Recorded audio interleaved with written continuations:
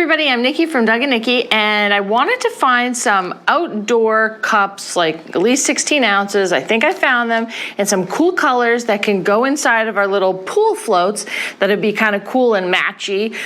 So I found these, that they come with lids. They are 16 ounces. I wasn't sure in terms of quality, so I always love to share it with you guys to see what I think of them. It's great because if somebody has a different drink, or I make some lemonade, you can put it in your cup, take it in the pool, which is kind of cool. They have these straws, which is really nice because they're a hard reusable straw like that. They look really nice.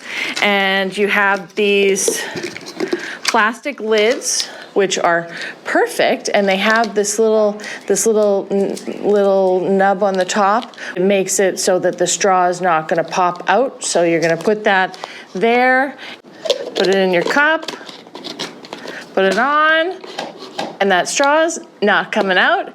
But these are very cute. They are the reusable plastic cups because I wanted something reusable. I'd not suggest put these in the dishwasher because I think you might lose the color. They're not a super duper heavy plastic, but certainly you're gonna get like a lot of washes and stuff out of them. They're certainly adorable, great bright colors.